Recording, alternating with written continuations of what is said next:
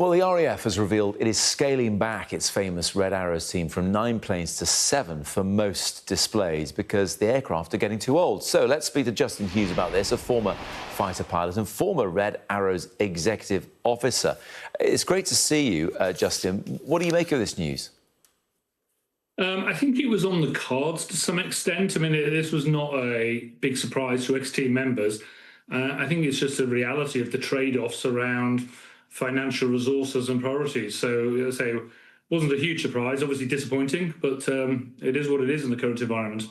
And the problem being, as we discussed with our analyst Sean Bell, who's flown in a Red Arrow himself, used to be a fighter pilot too, is the age of the aircraft. I mean, first going, since the mid-70s, so it's getting on for a 50-year-old design.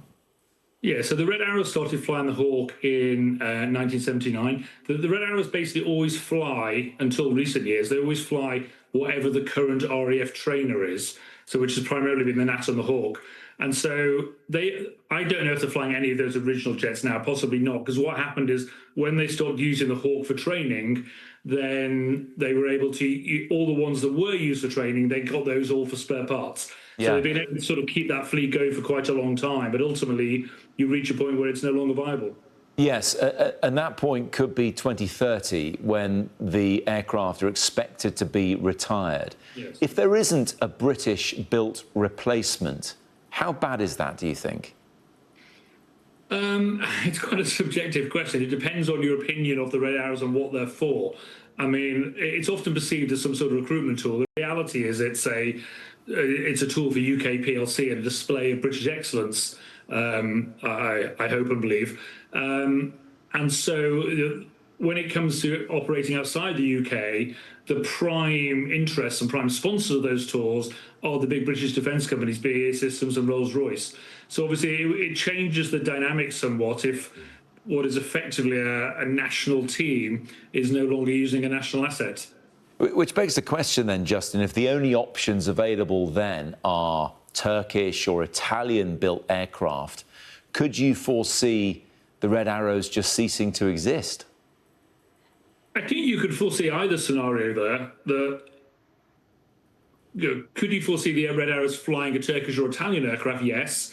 Could you see that this might be the start of a path that ends up worse? Yes, because that also. I don't think flying a foreign aircraft is a showstopper per se. But yeah, as I say, it changes the dynamic, and who knows? Look, I'm going to carry on with the subjective questions, if you don't mind, but this one might be a little bit more straightforward. Are the Red Arrows, and I'm sure you have an idea on this, are the Red Arrows considered the best in the world? Are they right up there? When you were going and doing displays elsewhere around the world, was everyone looking on in awe and envy? I think that is a more subjective question. Difficult for me not to be massively biased. Yeah. There is no competition between the teams per se. And I think not least for flight safety reasons, you know, the teams are not ever formally judged against each other. And I think what you tend to see is you tend to see some of the national traits in the way the different national teams display. But I think the Red Arrows will be considered to be right up there by, you know, any well-informed observer for sure. Just spell out those national traits then. What would you see? What defined the British way of flying versus, I don't know, the Italians or the Americans or Japanese or others?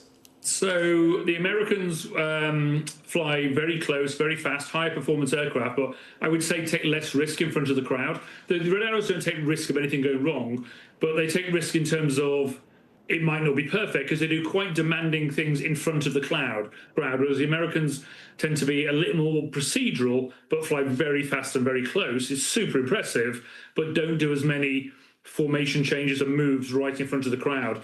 The French are very fashionable. They have duck blue egg flying suits and Chelsea boots. And they do, in fairness, they do stuff that's very similar to the Red Arrows, a similar jet. And the Italians are a bit more... how would you say, less precise, colourful, just, I don't know. I mean, they're all very good. I don't want you to get the wrong impression, but I think you do see these different traits at play. Not getting the wrong impression, but the big takeaway is the French look better walking towards the aircraft rather than actually flying the thing, is what I'm taking, Justin.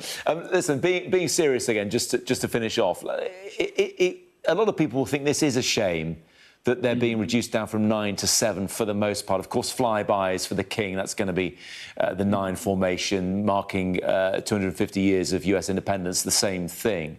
But a lot of people think, well, that's a shame because so many people here, and look, I've seen them in the air so many times and so many of my colleagues have, so many people feel such a connection to the Red Arrows that they'll be wondering if this is the sort of beginning of the end. Yeah, I think there is a certain the Red Arrows associated with this iconic Diamond 9, so the 9 jets in a diamond shape. And yeah, you clearly lose something from the display by taking 2 jets out. You can still do a very impressive, very cool display, but it's not quite the same, clearly. And I think that concern about the beginning of the end is a valid one, clearly. The financial resources are finite and the cutbacks are biting in a very real way. Justin, really grateful to have you on. Thank you very much indeed. That's Justin Hughes, former fighter pilot and former Red Arrows executive officer. Thank you.